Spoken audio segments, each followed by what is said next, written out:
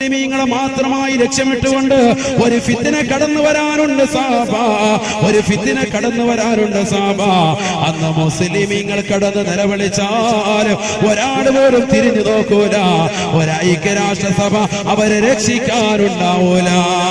ഹബീബായ റസൂലുള്ളാഹി സ്വല്ലല്ലാഹു അലൈഹി വസല്ലമ തങ്ങൾ പിന്നീട് വീണ്ടും ഓർമ്മപ്പെടുത്തുകയാണ്, പ്രവാചകരും ഓർമ്മപ്പെടുത്തുകയാണ്, നിങ്ങൾ പൊട്ടിക്കരഞ്ഞുകൊണ്ട് റബ്ബിലേക്ക് ദുആ ചെയ്താലല്ലാതെ ആ സമയത്ത് രക്ഷപ്പെടില്ല എന്ന് നബിയുനാ റസൂലുള്ളാഹി സ്വല്ലല്ലാഹു അലൈഹി വസല്ലം. അതുകൊണ്ടാണ് ഞാൻ ഈ ദുആഅക്ക് ആദ്യം നിങ്ങൾക്ക് ഓർമ്മപ്പെടുത്തിയത്. നരകത്തെ കാവലുള്ളതാകുന്ന ഈ ദുആഅക്ക് നമ്മുടെ ജീവിതത്തിൽ നിത്യമാക്കണം. അല്ലാഹു തൗഫീഖ് തരട്ടെ. അല്ലാഹുവിന്റെ റസൂൽ പറഞ്ഞു, ഈ കാലഘട്ടത്തിൽ തന്നെയാണ് മുസ്ലിമീങ്ങളുടെ കൈകളിൽ ഇരിക്കുന്നതാകുന്ന ഇസ്ലാമിക രാഷ്ട്രമാകുന്ന തുർക്കി നഷ്ടപ്പെടുക. മുഹമ്മദ് റസൂലുള്ളാഹി. തുർക്കി ആരുടെ രാഷ്ട്രമാണ്? ഞാൻ എന്റെ പ്രസംഗത്തിൽ തന്നെ അത് പറഞ്ഞു, എന്നിട്ട് നിങ്ങൾ ശ്രദ്ധിച്ചു. മുസ്ലിങ്ങളുടെ കയ്യിലിരിക്കാൻ കുറച്ച് ലോകാര്യം പറയാൻ പോകുന്നത് ശ്രദ്ധിച്ചോ. ഇനിയോട്ട് നടക്കാൻ പോകുന്ന ഒരു സംഗതി ആയതുകൊണ്ടാണ് ഇത് പറയാൻ പോകുന്നത്. ഹബീബായ റസൂലുള്ളാഹി സ്വല്ലല്ലാഹു അലൈഹി വസല്ലം 1400 വർഷം മുമ്പ് അവിടുത്തെ സുന്ദരമായ നാവിനോട് ഓർമ്മപ്പെടുത്തുകയാണ്, തുർക്കി നഷ്ടപ്പെടുമത്രേ, മുസ്ലിമീങ്ങളുടെ കയ്യിലിരിക്കുന്ന തുർക്കി നഷ്ടപ്പെടുമത്രേ.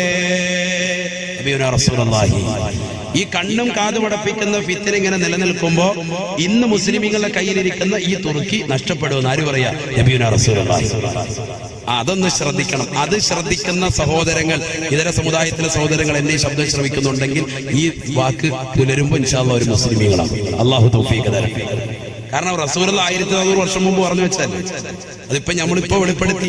ഇപ്പൊ മുസ്ലിമീങ്ങളുടെ കയ്യിലുള്ള ഈ രാഷ്ട്രം നഷ്ടപ്പെടുമെന്ന് മുഹമ്മദ് റസൂലുള്ളാഹി നമ്മുടെ കയ്യിൽ നിന്ന് പോകും. അതൊരു ചെറിയ സംഭവമല്ല, ഇനി വരാനിരിക്കുന്ന ഒരു സംഭവമാണ്.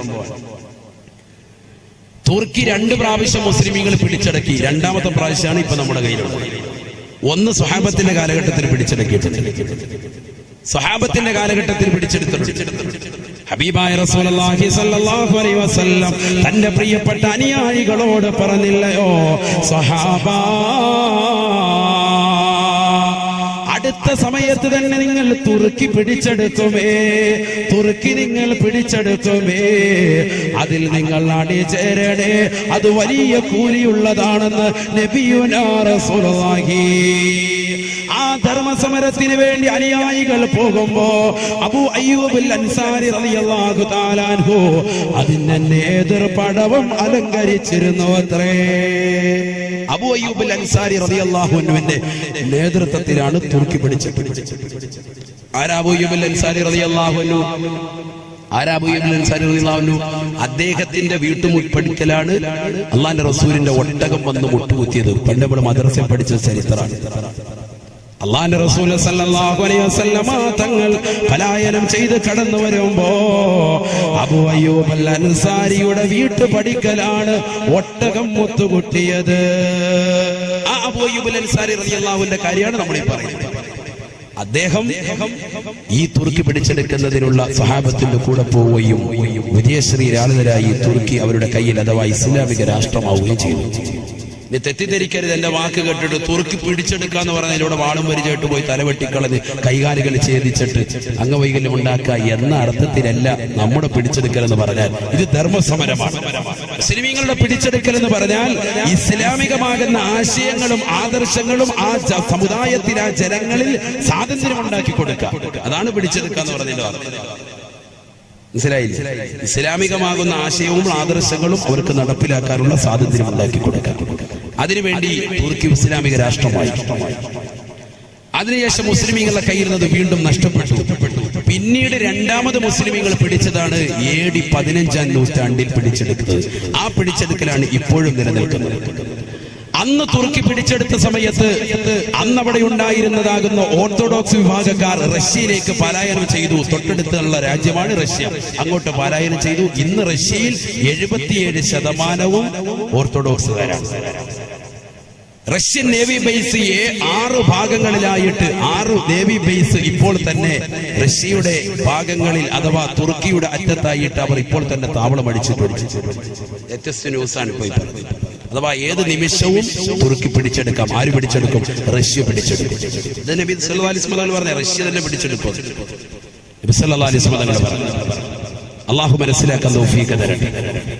അള്ളാഹിന്റെ റസൂൽ പ്രവചിച്ച വചനങ്ങളാണ് ഞാൻ ഈ പറയുന്നത്. നിങ്ങൾ ശ്രദ്ധിക്കണം. ഇനി നടക്കാൻ പോകുന്ന സംഭവം. എന്തെങ്കിലും ഒരു ദിവസം നിങ്ങൾ പത്രം എടുത്ത് നോക്കിയിട്ട് യുദ്ധം തുടങ്ങാണ്, റഷ്യയും തുർക്കിയും തമ്മിൽ യുദ്ധം. അപ്പൊ നിങ്ങൾ മനസ്സിലായി ഉസ്താദ് പറഞ്ഞ സംഭവം എത്തിയിട്ടുള്ളത് നിങ്ങൾക്ക് തിരികെ.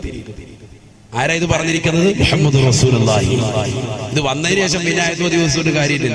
അതുകൊണ്ടാണ് ഇത് ആദ്യം കൊണ്ട് ഓർമ്മപ്പെടുന്നത്. ഇപ്പൊ അടുത്ത കൊല്ലം എന്ന് പറയാൻ വരുമ്പോൾ സംഭവം ചിലപ്പോൾ നടന്നിട്ടുണ്ടെങ്കിൽ പിന്നെ അന്ന് ആയത്തോ ദിവസം ഓതി പറഞ്ഞാൽ നിങ്ങൾക്ക് അതിന്റെ കാര്യമില്ല. ഇനി മുതൽ നിങ്ങൾ ശ്രദ്ധിച്ചിരിക്കും. ഇൻഷാ അല്ലാഹ് അല്ലാഹു തൗഫീഖ് തരട്ടെ. ഏതാ തുർക്കി? ഇന്ന് തുർക്കിയിലെ ഇസ്താംബൂളിൽ വെടിവെപ്പുണ്ടായി. നിശാ ക്ലബ്ബിൽ വെടിവെപ്പുണ്ടായിട്ട് 39 പേര് മരിച്ചു എന്ന് പ്രമുഖ പത്രങ്ങളിൽ രേഖപ്പെടുത്തിയിട്ടുണ്ട്. മുത്തശ്ശി പത്രങ്ങളിലൊക്കെ ഉണ്ട്, ഫ്രണ്ട് പേജിലുണ്ട്. പലരും ദർശിച്ചിട്ടുണ്ടാവും. ആ തുർക്കിയിൽ. കാരണം എന്താ? അവിടെ ഇപ്പോൾ അനിസ്ലാമികത കടന്നു വരുന്നു. നിശാ ക്ലബ്ബുകൾ, രാത്രി സമയത്തുള്ളതാകുന്ന പാട്ടും കൂത്തുകൾ കടന്നു വന്നു. അതുകൊണ്ട് തന്നെ അത് മുസ്ലിമികളുടെ കയ്യിലും നഷ്ടപ്പെടും. ദീനില്ല, ദീൻ നഷ്ടപ്പെടുകയാണ് അവിടെ. ദീൻ നഷ്ടപ്പെടുമ്പോ അല്ലാഹു സുബ്ഹാനഹു വ തആല ദീനില്ലാത്ത ആളുകളുടെ മേൽ അത് ദീനപ്പെടുത്താണ്. ഇങ്ങനെ തുർക്കി നഷ്ടപ്പെട്ടുകൊണ്ട് ജനങ്ങൾ മുഴുവനും പ്രയാസത്തിലാ. ലോകത്തുള്ള മുഴുവൻ മുസ്ലിമീങ്ങളും പ്രയാസത്തിലാണ്. എല്ലാവരും സാമ്പത്തികമായി പരാധീനം അനുഭവിച്ചു കൊണ്ടിരിക്കുമ്പോഴാണ് പരിശുദ്ധമാക്കപ്പെട്ടതാകുന്ന മക്കയിൽ മഖാം ഇബ്രാഹിമിന്റെ ചാരത്തൊരു മനുഷ്യൻ വരുക. അദ്ദേഹത്തിന്റെ അടുക്കലേക്ക് ജനങ്ങൾ ഓടിച്ചെല്ലും അത്രേ. അദ്ദേഹത്തിന്റെ കൈക്ക് പിടിച്ചുകൊണ്ട് മദീനക്കാര് ബൈഅത്ത് ചെയ്യുമത്രേ. പിന്നെ മക്കക്കാര് വന്നുകൊണ്ട് ബൈഅത്ത് ചെയ്യുമത്രേ. പിന്നെ ഇറാഖികൾ ബൈഅത്ത് ചെയ്യുമത്രേ. പിന്നെ ലോകത്തുള്ള മുഴുവൻ മുസ്ലിമീങ്ങളും അദ്ദേഹത്തെ ഖലീഫയായി പ്രഖ്യാപിക്കുമത്രേ. അദ്ദേഹത്തിന്റെ പേരാണ് മഹദി ഇമാമെന്ന് നബിയുനാ റസൂലുള്ളാഹി. യുആതി ഇസ്മി ബിസ്മിഹി വഇസ്മു അബീഹി ബിസ്മി അബീ മിൻ ഔലാദി ഫാത്തിമ മിൻ സുലാലത്തി ഹസൻ. ഹബീബായ റസൂലുള്ളാഹി സ്വല്ലല്ലാഹു അലൈഹി വസല്ലമ തങ്ങൾ തന്റെ പ്രിയപ്പെട്ട അനുയായികളോട് ഓർമ്മപ്പെടുത്തുകയാണ്. സഹാബത്തെ, മഹദി ഇമാം കടന്നു വരുന്ന സമയമാ. അദ്ദേഹം പരിശുദ്ധമാക്കപ്പെട്ട ഹറം ഷരീഫിൽ മഖാം ഇബ്രാഹിമിന്റെ സ്ഥലത്ത് വന്നുകൊണ്ടിരിക്കുമെന്ന് നബിയുനാ റസൂലുള്ളാഹി. മിൻ ഔലാദി ഫാത്തിമ. മദീനക്കാരനാണ് ബഹുമാനപ്പെട്ട മഹദി ഇമാം. എന്റെ മകളാകുന്ന ഫാത്തിമയുടെ മക്കളിൽപ്പെട്ടതാണ്. മിൻ സുലാലത്തി ഹസൻ. ഹസനിന്റെ പേരക്കുട്ടിയാണ്, ഹസനിന്റെ പരമ്പരയിൽപ്പെട്ടതാണെന്ന് നബിയുനാ റസൂലുള്ളാഹി. യുആതി ഇസ്മി ബിസ്മിഹി. എന്റെ പേര് അദ്ദേഹത്തിന്റെ പേരുമായി സാമ്യമുള്ളതാണ്, അഥവാ മുഹമ്മദ് എന്നായിരിക്കുമെന്ന് നബിയുനാ റസൂലുള്ളാഹി. വഇസ്മു അബീഹി ബിസ്മി അബീ. അദ്ദേഹത്തിന്റെ വാപ്പാന്റെ പേര് എന്റെ വാപ്പാന്റെ പേരിനോട് സാമ്യമുള്ളതാണ്, അഥവാ അബ്ദുള്ള എന്നായിരിക്കുമെന്ന് നബിയുനാ റസൂലുള്ളാഹി. പക്ഷെ മഹദി ഇമാമിന് ആ സമയത്ത് എത്ര വയസ്സുണ്ടാകും? 40 വയസ്സുണ്ടാകും. മഹദി ഇമാമിന് മഹദി ഇമാമാണെന്ന് അറിയണമെങ്കിൽ വയസ്സ് എത്ര ആകണം? 40 ആകണം. അതുകൊണ്ടാണ് അത്രയും വൈകിയത്. മഹദി ഇമാം ഇപ്പൊ വന്നിട്ടുണ്ടോ, ജനിച്ചിട്ടുണ്ടോ? അല്ലാഹു അഅലം. ഒരു ഫാത്തിഹ ഡെയിലി ഓതിക്കോളി. അള്ളാഹുവരുടെ മദദ് നൽകി അനുഗ്രഹിക്കുമാറാവട്ടെ. കാരണം എന്താ? 40 കൊല്ലം കഴിയുമ്പോഴേ ആർക്ക് മഹദി ഇമാമിന് മഹദി ഇമാമാണെന്ന് തിരിച്ചറിവുണ്ടാവുള്ളൂ.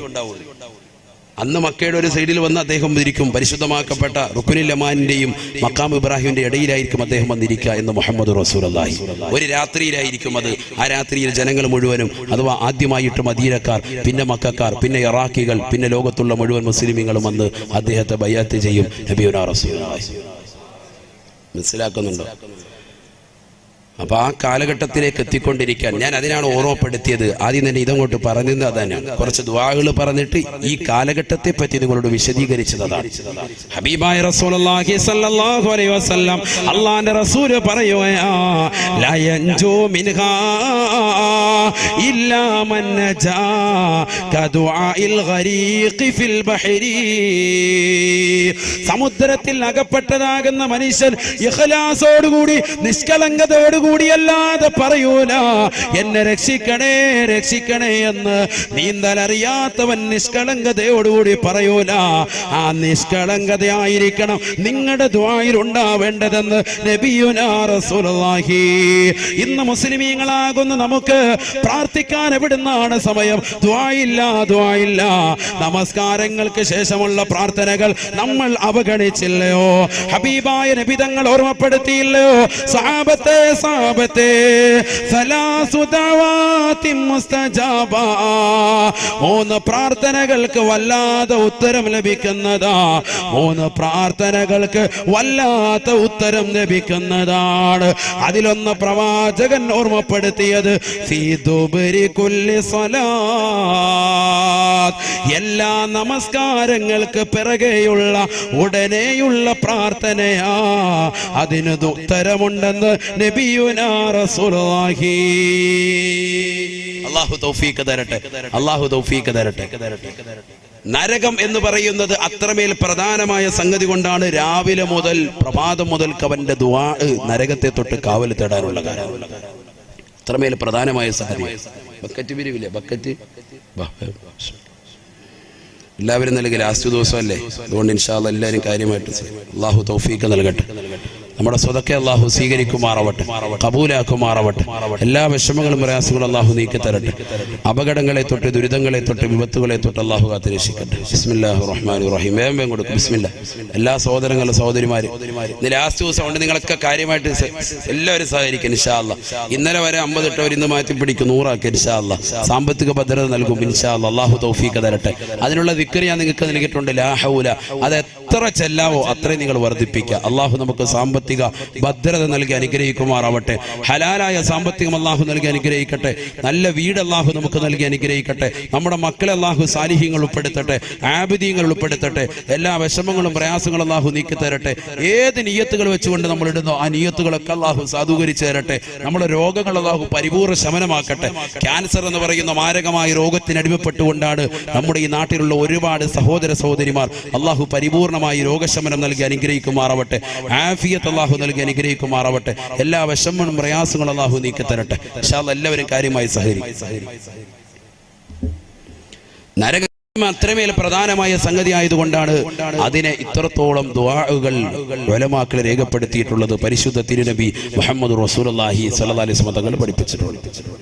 ഹബീബായ റസൂലുള്ളാഹി സല്ലല്ലാഹു അലൈഹി വസല്ലമ തങ്ങളും തന്റെ പ്രിയപ്പെട്ട അനുയായികളും ഇരിക്കുമ്പോൾ നരകത്തെക്കുറിച്ച് പ്രവാചകൻ സല്ലല്ലാഹു അലൈഹി വസല്ലമ തങ്ങൾ അനുയായികൾക്ക് ക്ലാസ് എടുത്തുകൊണ്ടിരിക്കുകയാണ്. അങ്ങനെ ക്ലാസ് എടുത്തുകൊണ്ടിരിക്കുന്ന സന്ദർഭത്തിൽ ഒരു ഭീമാകാരമാകുന്ന ശബ്ദം കേട്ടു. എല്ലാവരും കേട്ടു, സഹാബത്ത് ഉൾപ്പെടെ കേട്ടു എന്നാണ് ചരിത്രം. നബി സല്ലല്ലാഹു അലൈഹി വസല്ലമ തങ്ങൾ ചോദിച്ചു അത്രേ, അതദറൂന മാ ഹാദാ, അതദറൂന മാ ഹാദാ. സഹാബത്തെ സഹാബത്തെ എന്താണ് ഈ ശബ്ദമെന്ന് നിങ്ങൾക്കറിയുമോ സാബ? ഈ ശബ്ദം എന്തിന്റെയാണെന്ന് നിങ്ങൾക്കറിയുമോ സാബ? സഹാബത്തുടനെ അല്ലാഹുവിന്റെ റസൂലിനോട് പറഞ്ഞു, ലാ യാ റസൂലല്ലാഹ്, നബിയേ ഞങ്ങൾക്കറിയൂല നബിയേ. അവിടുന്ന് പറഞ്ഞു തന്നാലും നബിയേ. ഹബീബായ റസൂലുള്ളാഹി സല്ലല്ലാഹു അലൈഹി വസല്ലമ തങ്ങൾ പറഞ്ഞു അത്രേ, അല്ലാഹുവിന്റെ റസൂല് പറയുകയാണ്, അല്ലാഹു സുബ്ഹാനഹു വ തആല ഈ നരകം പടച്ചല്ലോ, നരകം പടച്ചല്ലോ. ആ നരകത്തിന്റെ അഴിയിലേക്ക് ഒരു കല്ല് ഇപ്പോഴാണ് പോയി വീണത്. നരകത്തെ പടച്ചതാകുന്ന സന്ദർഭത്തിൽ നരകത്തിന്റെ ആഴിയിലേക്ക് ഇട്ടതാകുന്ന ഒരു കല്ല് അതിപ്പോഴാണ് നരകത്തിന്റെ അടിത്തട്ടിൽ ചെന്ന് വീണത്. അതിന്റെ ശബ്ദമാണ് നിങ്ങൾ കേട്ടതെന്ന് കളവ് പറയാത്ത ഹബീബ് റസൂലുള്ളാഹി സല്ലല്ലാഹു അലൈഹി വസല്ലം. ഇപ്പൊ നിങ്ങൾ കേട്ട ഈ ശബ്ദം ആ കല്ല് ചെന്ന് നരകത്തിന്റെ ഏറ്റവും താഴെ പതിച്ചതിന്റെ ശബ്ദമാണെന്ന് നബിയുനാ റസൂലുള്ളാഹി. അപ്പൊ അതിന്റെ ആഴമാണ് പറയുന്നത്. അതിന്റെ ആഴം, നരകത്തിന്റെ ആഴം ചിന്തിച്ചു നോക്ക്. നരകത്തെ പടച്ചിട്ട് ആ നരകത്തിലേക്ക് വീണ കല്ല് നബി സല്ലല്ലാഹു അലൈഹി വസല്ലം തങ്ങളുടെ കാലഘട്ടത്തിൽ അള്ളാന്റെ റസൂൽ അനുയായികളുമായിട്ട് ഇരിക്കുമ്പോൾ കേട്ട ശബ്ദം കേട്ടപ്പോൾ നബി പറയാൻ, ഇതെന്താണ് നിങ്ങൾക്കറിയുമോ? സഹാബത്ത് പറഞ്ഞു, ഞങ്ങൾക്കറിയില്ല, അള്ളാഹു റസൂലുഹും അലം, അള്ളാഹുവിനെ റസൂലിനെ അറിയാം. ഉടനെ നബി തങ്ങൾ പറഞ്ഞത്, ഇതാണ് ഒരു കല്ല് അള്ളാഹു നരകത്തെ പടച്ച സമയത്ത് ഇട്ടതാണ്. ആ കല്ല് ഇപ്പോഴാണ് അതിന്റെ താഴെ ചെന്ന് പതിക്കുന്നതെന്ന് മുഹമ്മദ് റസൂലുള്ളാഹി. അള്ളാഹു നരകത്തെ തൊട്ട് കാത്തിരക്ഷിക്കുമാറാവട്ടെ. ഹബീബായ റസൂലുള്ളാഹി സല്ലല്ലാഹു അലൈഹി വസല്ലമ തങ്ങൾ പറഞ്ഞു, ആ നരകം ഹറാമാക്കിയതാകുന്ന ആളുകൾ 3 എണ്ണമാണ്. നരകത്തെ നമ്മുടെ കണ്ണുകൊണ്ട് കാണിക്കരുതെന്ന് എപ്പോഴും ദുആയിരക്കണം. നരകത്തെ കണ്ണുകൊണ്ട് കാണിക്കരുതെന്ന് ദുആയിരക്കണം. നരകത്തെ നാളെ മഹ്ശറിൽ കാണും. ആ രംഗം ഞാൻ കഴിഞ്ഞ പ്രാവശ്യം പറഞ്ഞാണ്, അതിന്റെ CD കേട്ടവരുണ്ട്. അതുകൊണ്ട് ഞാൻ അതിലേക്ക് പോകുന്നില്ല. മഹ്ശറിലേക്ക് വരുന്ന നരകത്തിന്റെ കോലവും കെട്ടിവലിച്ചുകൊണ്ട് വരുന്നതാകുന്ന രംഗങ്ങളും ഒക്കെ കഴിഞ്ഞ പ്രാവശ്യം വിശദീകരിച്ചതാണ്. ആ നരകത്തെ തൊട്ട് കാണാതെ രക്ഷപ്പെടുന്നത് 3 കണ്ണുകളാണെന്ന് മുഹമ്മദ് റസൂലുള്ളാഹി. അഥവാ അവർ നരകത്തിൽ പ്രവേശിക്കൂല എന്ന് ഹബീബ് റസൂലുള്ളാഹി. ഖാല റസൂലുള്ളാഹി സ്വല്ലല്ലാഹു അലൈഹി വസല്ലം, സലാസുൻ لا ترى أعينهم النار. 3 കൂട്ടർ അവർ നരകത്തെ കാണൂല സാബ, അഥവാ അവർ നരകത്തിൽ പ്രവേശിക്കുകയില്ല സാബ, അവർ നരകത്തിൽ കടക്കുകയില്ല സാബ. ആ 3 കൂട്ടർ ആരാണ്? അവരെ നമ്മൾ വിശദീകരിക്കാൻ ഈ സദസ്സിലൂടെ. ആരൊക്കെയാണ്? 1, ഹബീബായ റസൂലുള്ളാഹി സ്വല്ലല്ലാഹു അലൈഹി വസല്ലം അല്ലാഹുവിന്റെ റസൂൽ ആദ്യമായി പറഞ്ഞത്, ഐനുൻ ഗല്ലത്ത് അൻ മഹാരിമില്ലാഹ്, ഐനുൻ ഗല്ലത്ത് അൻ മഹാരിമില്ലാഹ്. ഹറാമ കാണുന്നതിനെ തൊട്ട് കണ്ണിനെ സൂക്ഷിച്ചതാകുന്ന ഏത് വ്യക്തികളുണ്ടോ, ഏതൊക്കെ കണ്ണുകളുണ്ടോ, അവർ നരകത്തെ കാണൂല, അവർ നരകത്തിൽ കടക്കൂല എന്ന് നബിയുനാ റസൂലുള്ളാഹി. അല്ലാഹുവേ, ഞങ്ങളെ അത്തരത്തിൽ ഉൾപ്പെടുത്തണേ അല്ലാ. നരകത്തെ കാണാത്തതാകുന്ന മുഅ്മിനീങ്ങളിൽ ഞങ്ങളെ ഉൾപ്പെടുത്തണേ അല്ലാ. എന്റെ പ്രിയപ്പെട്ട സഹോദരങ്ങളെ, എത്ര മോശപ്പെട്ട കണ്ണാണ് നമ്മുടെ കണ്ണുകൾ, എത്ര ഹറാമാണ് നമ്മൾ ജീവിതത്തിൽ കണ്ടു തീർക്കുന്നത്. പരിശുദ്ധമായ ഇശാ മഗ്രിബിന്റെ ഇടയിൽ ഖുർആനുകൾ നമ്മുടെ ജീവിതത്തിലില്ല, ദിക്റുകൾ നമ്മുടെ ജീവിതത്തിലില്ല. പഴയ കാലഘട്ടത്തിൽ പൊലിമയ്ക്ക് വേണ്ടി പറഞ്ഞിരുന്നതായിരുന്നു സീരിയൽ കാണുന്നതിരുന്നതെന്ന് പറഞ്ഞിരുന്നെങ്കിൽ ഇന്ന് തീർച്ചയായിട്ടും സ്ത്രീകൾ സീരിയലിന് അടിമപ്പെട്ടില്ലയോ? സിനിമയുടെ ലോകത്തേക്ക് സഹോദരങ്ങൾ മാറിയില്ലയോ?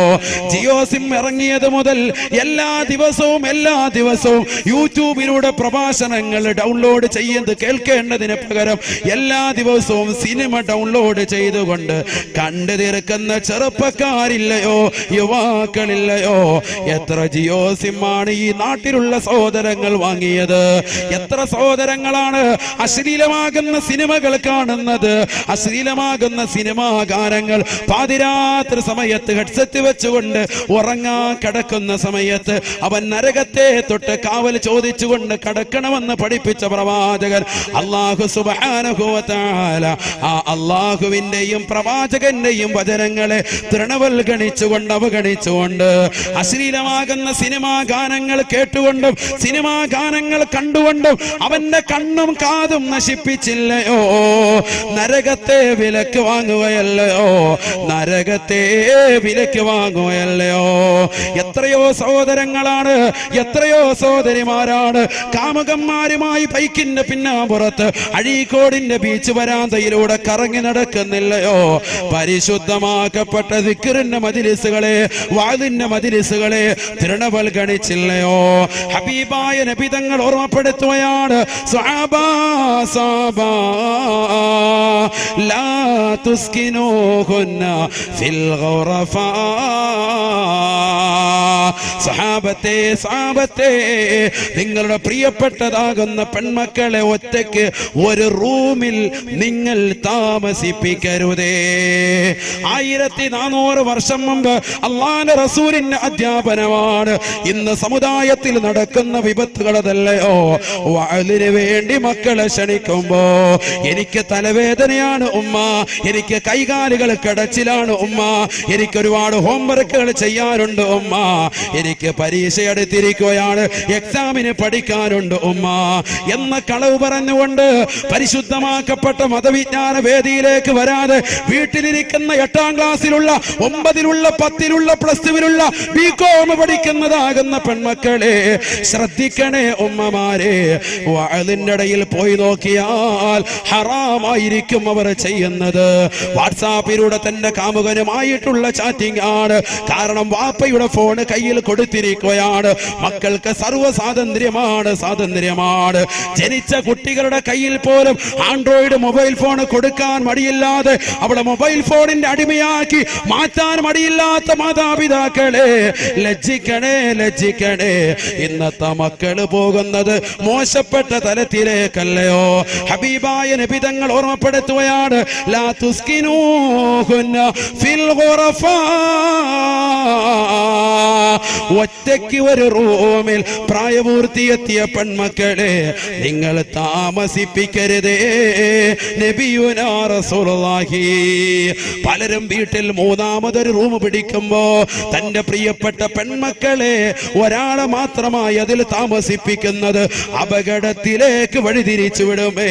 വാപ്പയെ അറിയാതെ ഉമ്മ അറിയാതെ പാതിരാത്രിയുടെ സമയത്ത് തന്റെ കയ്യിലുള്ള മൊബൈൽ ഫോൺ പുതപ്പിന്റെ മറയിലാക്കിയിട്ട് തന്റെ കാമുകനുമായി ചാറ്റിംഗ് ആണ്. ആ കാമുകൻ അവളോട് ആവശ്യപ്പെടുന്നത് അവരുടെ ശരീരത്തിലേതാകുന്ന നഗ്നമാകുന്ന ഫോട്ടോകളാണ്. തന്റെ സ്വന്തം മോന്തയുടെ ഫോട്ടോ, മുഖത്തിന്റെ ഫോട്ടോ അയച്ചു കൊടുത്ത പെണ്ണിനോട് പിന്നെ നിർബന്ധം ചെലുത്തുന്നത്, പെണ്ണേ നിന്റെ ശരീരത്തിന്റെ മാറിടം എനിക്കൊന്ന് കാണണം, നിന്റെ ശരീരത്തിലേതാകുന്ന നഗ്നമാകുന്ന ഭാഗങ്ങൾ എനിക്കൊന്ന് കാണണമെന്നാണ്. പാവപ്പെട്ട പെണ്ണിനറിയില്ല അവളെ വഞ്ചിക്കാനുള്ള തയ്യാറെടുപ്പാണെന്ന് ആ പെണ്ണറിയുന്നില്ല. അവൾ ഓർക്കുകയാണ്. വാപ്പ അറിയാത്ത ഈ ബന്ധം, ഉമ്മ അറിയാത്ത ഈ ബന്ധം അപകടം വരുത്താൻ ചാൻസ് ഇല്ല. കാരണം എന്റെ പ്രിയപ്പെട്ട കാമുകനുള്ളതാണ് എല്ലാം. എന്നെങ്കിലും ഒരു ദിവസം അവനിലേക്ക് ഞാൻ ഇഴുകിച്ചേരാനുള്ളതാണ്, അവനുമായിട്ട് ബന്ധപ്പെടാനുള്ളതാ, അവനെന്നെ സമർപ്പിക്കാനുള്ളതാണ്. അതുകൊണ്ട് അവന് വേണ്ടിയുള്ള ഈ അവയവങ്ങൾ അവൻ കാണുന്നതിൽ തെറ്റില്ല എന്ന് മനസ്സിലാക്കിയിട്ട് വാപ്പറിയാതെ ഉമ്മറിയാതെ മൊബൈൽ ഫോൺ എടുത്തുകൊണ്ട് നഗ്നമാകുന്ന ഫോട്ടോകൾ കാമുകന് ഷെയർ ചെയ്യുന്ന പെങ്ങളെ അപകടമല്ലയോ. ആ കാമുകൻ പിന്നീട് ആ ഫോട്ടോ മോർഫിംഗ് ചെയ്തിട്ട് നിന്റെ നഗ്നമാകുന്ന ഫോട്ടോകൾ ഫേസ്ബുക്കിൽ അപ്ലോഡ് ചെയ്യും, യൂട്യൂബിൽ ഇടുമെന്ന് പറയുമ്പോ അത് ജനങ്ങൾ കണ്ട് വൈറലാകുമെന്ന് അറിയിക്കുമ്പോ ഈ പാവപ്പെട്ട പെൺകുട്ടി വശംവദയാവുകയാണ്. എവിടെയാണ് ഞാൻ വരേണ്ടത്? ഏത് സ്ഥലത്താണ് ഞാൻ വരേണ്ടത്? എന്ത് ഹോട്ടലിലാണ് ഞാൻ വരേണ്ടത്? ഏത് മോട്ടലിലാണ് ഞാൻ വരേണ്ടത്? ഏത് ബീച്ച് റോഡിലാണ് ഞാൻ വരേണ്ടത്? എവിടെ വേണമെങ്കിലും വരാമെന്ന് പറഞ്ഞുകൊണ്ട് ആ പാവപ്പെട്ട മുസ്ലിം പെണ്ണ് ഇറങ്ങി പോവുകയല്ലയോ. ഇത് പറയാനുള്ള കാരണം എന്താണ്? ഇന്നലെ ഈ വാഴ നടക്കുന്ന ഇതേ സദസ്സിൽ വെച്ചുകൊണ്ട് തന്നെ എന്റെ പ്രിയപ്പെട്ട സഹോദരങ്ങളെ, തൊട്ടപ്പുറത്തുള്ളതാകുന്ന സ്ഥലത്ത് വെച്ചുകൊണ്ട് പർദ്ദ ധരിച്ചതാകുന്ന ഒരു പച്ച മനുഷ്യനെ ഇന്നലെ പിടിച്ചു അത്രേ. ഇന്നലെ ഒരു പുരുഷനെ പിടിച്ചു അത്രേ. അവൻ പർദ്ദ ധരിച്ചുകൊണ്ട് കടന്നു വന്നവനാ. ചിന്തിക്കണേ, എന്തിനു വേണ്ടിയാണ് അവനെ പിടിച്ചു നിർത്തി ചോദിച്ചപ്പോ അവൻ വെളിപ്പെടുത്തുകയാ, ഈ വഅദ് കേൾക്കാൻ വന്ന ഒരു പെണ്ണുമായി ഞാൻ ഇഷ്ടത്തിലാണ്, അവളുമായി ഒളിച്ചോടാനുള്ള തയ്യാറെടുപ്പാണ് ഞങ്ങൾ നടത്തുന്നതെന്ന് പറയുമ്പോ അഴീക്കോടുള്ള ഉമ്മ ഉപ്പ ജാഗരൂകരാകണേ. ശ്രദ്ധിക്കണേ. നമ്മുടെ മക്കളെ കഴുകന്മാര് കൊത്തിക്കൊണ്ടുപോകാൻ, റാഞ്ചിക്കൊണ്ടുപോകാൻ പരിന്തിന്റെ മക്കൾ വന്നുകൊണ്ട് നിൽക്കുകയാണ്. ഇതര സമുദായത്തിലെ സഹോദരങ്ങളോടൊപ്പം എത്ര മുസ്ലിം സഹോദരിമാരാണ് ഓടിപ്പോയത്. മതമൈത്രിയും മതസ്നേഹവും നമുക്ക് വേണം. അത് നിലനിൽക്കുന്ന നാടാണ്. അത് നിലനിൽക്കാൻ പരിശ്രമിക്കുന്ന സംഘാടക സമിതിയാണിത്. അത് നിലനിർത്തിക്കൊണ്ട് പോകാൻ ഏറ്റവും കൂടുതൽ ആഗ്രഹിക്കുന്ന ഉസ്താദാണ്. എന്റെ പ്രിയപ്പെട്ട മുഅ്മിനീങ്ങളെ, ആ മതമൈത്രിയും മതസ്നേഹവും അന്യന്റേതാകുന്ന ബീജത്തുള്ളികൾ നമ്മുടെ പ്രിയപ്പെട്ട മക്കളിൽ നിക്ഷേപിച്ചിട്ടാകരുതേ. നമ്മുടെ പ്രിയപ്പെട്ടതാകുന്ന ഭാര്യയെ അവൻ അടിച്ചുകൊണ്ട് പോയിട്ടാകരുതേ. അത്തരത്തിലുള്ള സ്നേഹമോ മതമൈത്രിയോ നമുക്കാവശ്യമില്ല. ഹബീബായ നബി തങ്ങൾ തന്റെ പ്രിയപ്പെട്ട അനുയായികളോട് ഓർമ്മപ്പെടുത്തുകയാണ്, ഇയ്യാകും വൽ ജുലൂസ മഅന്നിസാ. സഹാബാ സഹാബാ, നിങ്ങൾ സൂക്ഷിക്കണേ സൂക്ഷിക്കണേ. വൽ ജുലൂസ മഅന്നിസാ, അന്യ പെണ്ണുങ്ങളുമായി തനിച്ചിരിക്കുന്നതിനെ സൂക്ഷിക്കണേ സൂക്ഷിക്കണേ എന്ന് നബിയുനാ റസൂലുള്ളാഹി. തഹ്ദീറിന്റെ ലഫ്ളാണ് ഇയ്യാക ഇയ്യാക ഇയ്യാക, നീ സൂക്ഷിക്കണേ മുഹമ്മദ് റസൂലുള്ളാഹി. വൽ ജുലൂസ മഅന്നിസാ, അന്യ പെണ്ണുങ്ങളുമായി തനിച്ചിരിക്കുന്നതിനെ സൂക്ഷിക്കണേ മുഹമ്മദ് റസൂലുള്ളാഹി. നമ്മുടെ പെണ്ണുങ്ങൾ എവിടെയാ പോകുന്നത്? അല്ലാഹു കാത്തുരക്ഷിക്കട്ടെ. അവർക്കൊരു ബോധമില്ല, ഒരു ബോധമില്ല, ചിന്തയില്ല. എന്താണ് ഇവർ ആവശ്യപ്പെടുന്നത്? എന്താ ആവശ്യപ്പെടുന്നത്? സുന്ദരമാകുന്ന ജീവിതമാണോ? ഈ വാപ്പ പ്രവാസ ലോകത്ത് അറബിയുടെ ചാട്ടവാറടി കൊണ്ട് മരുഭൂമിയിൽ പൊരുവയിലത്ത് കഷ്ടപ്പെടുന്നത് ഈ മക്കൾക്ക് വേണ്ടിയല്ലേ? ഈ വാപ്പമാര് കടലിന്റെ ആഴിയിൽ പോയിട്ട് മുത്തോ പവിഴോ എന്ത് വേണമെങ്കിലും വാങ്ങിച്ചോണ്ട് വരും, മക്കൾക്ക് വേണ്ടിയല്ലേ അവർ കഷ്ടപ്പെടുന്നത്. എന്നിട്ട് ആ വാപ്പായ ഉമ്മായ മറക്കുന്നവർ അല്ലാഹു കാത്തുരക്ഷിക്കട്ടെ. അല്ലാഹു കാത്തുരക്ഷിക്കട്ടെ. നമ്മുടെ മക്കളെ അല്ലാഹു സാലിഹത്തിൽ ഉൾപ്പെടുത്തട്ടെ. എവിടെ എത്തിപ്പോയി? 18 വയസ്സുവരെ തേനെ പാലെ എന്ന് വളർത്തുന്നതാകുന്ന മക്കൾ പാപ്പായ ഉമ്മായും യാതൊരുവിധ ലജ്ജയില്ലാതെ, ഇതൊക്കെ ഉസ്താദുമാർ എത്ര വാത് പറഞ്ഞിട്ടും കേൾക്കുന്നില്ല. നിങ്ങളുടെ ശരീരം മാത്രമാണ് അവർ ലക്ഷ്യം വെക്കുന്നത്. വല്ലാഹി സുമ്മ വല്ലാഹി, ഈ സദസ്സ് സാക്ഷിയാണ്, ആയിരക്കണക്കിന് ആളുകളും സാക്ഷിയാണ്. ഞാൻ ഉറപ്പിച്ചു പറയുന്നു, കുമ്മനം ഉസ്താദ് തുറന്നടിച്ചു പറയുന്നു, നിങ്ങൾക്ക് ഓർമ്മപ്പെടുത്തിക്കൊള്ളുക, നിങ്ങളുടെ ഹൃദയത്തിൽ ഉരുടവനാക്കുക, നിങ്ങളുടെ ശരീരത്തെ മാത്രമാണ് അവർ ലക്ഷ്യമാക്കുന്നത്, അല്ലാതെ മറ്റൊന്നുമല്ല. നിങ്ങളുടെ ശരീരം മാത്രമാണ്. എത്ര ഉദാഹരണങ്ങളാണ് നമുക്ക് മുന്നിൽ. നിങ്ങളുടെ ശരീരത്തെ തിന്നു കഴിയുമ്പോൾ എവിടെന്നെങ്കിലും റെയിൽവേ ട്രാക്കിൽ വലിച്ചങ്ങോട്ടെറിയും, എവിടെയെങ്കിലും കഴുത്തെ കെട്ടി തൂക്കും, ഏതെങ്കിലും ഓടയിലേക്ക് വലിച്ചെറിയും, കൊന്നു തള്ളും, ശ്വാസം മുട്ടിച്ച് കൊന്നുകളയും. അല്ലാഹു കാത്തുരക്ഷിക്കട്ടെ. നമ്മുടെ മക്കൾക്ക് അത്തരത്തിലുള്ള ദാരുണമാകുന്ന മരണത്തെ തൊട്ട് അല്ലാഹു ആക്കട്ടെ. ഇതൊക്കെ പറഞ്ഞു കൊടുത്തിട്ട് പോലും മുസ്ലിമീങ്ങൾ ഇതൊക്കെ പത്രമാധ്യമങ്ങളിലൂടെ, ദൃശ്യമാധ്യമങ്ങളിലൂടെ, വാട്സാപ്പിലൂടെ, ഫേസ്ബുക്കിലൂടെ ഒക്കെ എത്രയെത്ര ഉദാഹരണങ്ങൾ ഡെയിലി കണ്ടുകൊണ്ടിരിക്കുക, എന്നിട്ടും പഠിക്കുന്നില്ല നമ്മുടെ സഹോദരിമാർ. എന്താണ് ഈ പ്രേമം? എന്ത് പ്രേമം? നിങ്ങളൊരു 10 സലാത്ത് റസൂലുള്ളാഹി സ്വല്ലല്ലാഹി അലൈഹി വസല്ലം തങ്ങൾക്ക് ചൊല്ലി, എന്ത് കൂലിയാണ്! ആ പ്രവാചകനെ സ്നേഹിച്ച എത്ര വലിയ സ്നേഹമാണ്. അള്ളാഹുവിനെ സ്നേഹിക്ക്, ഒരു ചാണങ്ങോട്ട് സ്നേഹിച്ചാൽ ഒരു അടി ഇങ്ങോട്ട് സ്നേഹിക്കുന്നവരല്ലേ അള്ളാഹു. ഖുദ്സിയായ ഹദീസിനെ രേഖപ്പെടുത്തിയില്ലേ, എന്താ അള്ളാഹുവിനെ സ്നേഹിച്ചാൽ? എന്തിനാ നിങ്ങൾ മറ്റുള്ളവരെ? നിങ്ങളുടെ കാര്യങ്ങൾ നടത്തി തരുന്ന റബ്ബ്, നിങ്ങളുടെ കാര്യങ്ങൾ ഏറ്റെടുക്കുന്നതാകുന്ന റബ്ബ്, റബ്ബിലേക്ക് നിങ്ങൾ കൈനീട്ടി പ്രവാചകനെ അതിന് അടയാളാക്കി നിങ്ങളുടെ കാര്യങ്ങൾ പറയുന്ന അള്ളാഹു തൗഫീഖ് തരട്ടെ. നിങ്ങൾ എന്തിനാ ഇങ്ങനെ പോകുന്നത്? അല്ലാഹു കാത്തിരക്ഷിക്കുമാറാവട്ടെ. അല്ലാഹുവിന്റെ റസൂല് പറഞ്ഞു, ഇയ്യാകും വൽ ജുലൂസ മഅന്നിസാ, പുരുഷന്മാരെ നിങ്ങൾ സൂക്ഷിക്കണം, അന്യ പെണ്ണിനോടൊപ്പം തനിച്ചിരിക്കുന്നത് സൂക്ഷിക്കണം. ഒരു സഹാബി എണീറ്റ് നിന്നുകൊണ്ട് നബിയോട് ചോദിക്കുകയാ, യാ റസൂലല്ലാഹ്, അഫറഅയ്തൽ ഹംവാ, അഫറഅയ്തൽ ഹംവാ, നബിയേ നബിയേ, ഞങ്ങൾ സൂക്ഷിക്കാം നബി, പക്ഷെ ഒരു കാര്യം ഞങ്ങൾക്ക് ചോദിക്കാനുണ്ട്. അഫറഅയ്തൽ ഹംവാ, ഒരു പെണ്ണിന് അവളുടെ ഭർത്താവിന്റെ ജ്യേഷ്ഠനും അനുജനുമായി തനിച്ചിരിക്കുന്നത് കൊണ്ട് കുറ്റമുണ്ടോ? നല്ലൊരു ചോദ്യമാണ്, നല്ലൊരു ചോദ്യമാണ്.